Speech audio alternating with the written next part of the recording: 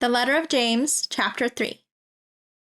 Not many of you should become teachers, serving an official teaching capacity, my brothers and sisters, for you know that we who are teachers will be judged by a higher standard because we have assumed greater accountability and more condemnation if we teach incorrectly. For we all stumble and sin in many ways. If anyone does not stumble in what he says, never saying the wrong thing, he is a perfect man, fully developed in character without serious flaws, able to bridle his whole body and rein in his entire nature, taming his human faults and weakness. Now if we put bits into the horses' mouths to make them obey us, we guide their whole body as well. And look at the ships. Even though they are so large and driven by strong winds, they are still directed by a very small rudder, wherever the impulse of the helmsman determines. In the same sense, the tongue is a small part of the body, yet it boasts of great things. See, by comparison, how great a forest is set on fire by a small spark. And the tongue is, in sense, a fire, the very word of injustice and unrighteousness. And the tongue is, in sense of fire, the very world of injustice and unrighteousness.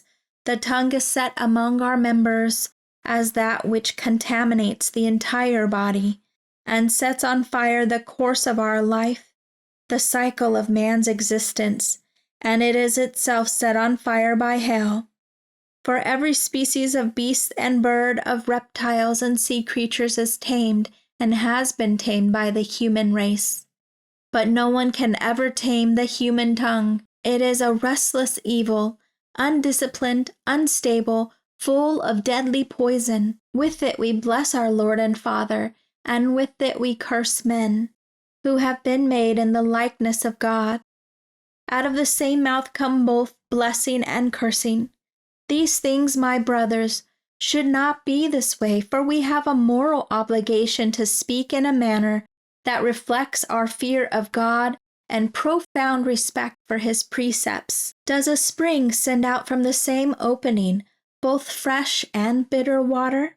Can a fig tree, my brothers, produce olives, or a grapevine produce figs? Nor can salt water produce fresh. Who among you is wise and intelligent?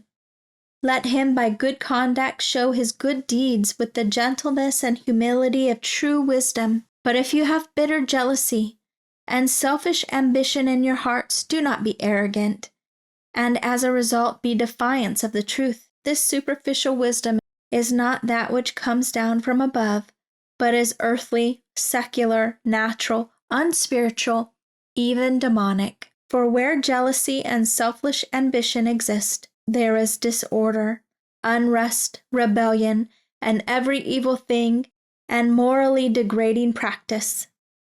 But the wisdom from above is first pure, morally and spiritually undefiled, then peace-loving, courteous, considerate, gentle, reasonable, and willing to listen, full of compassion and good fruits. It is unwavering, without self-righteous hypocrisy and self-serving guile. And the seed whose fruit is righteousness, spiritual maturity, is sown in peace by those who make peace, by actively encouraging goodwill between individuals.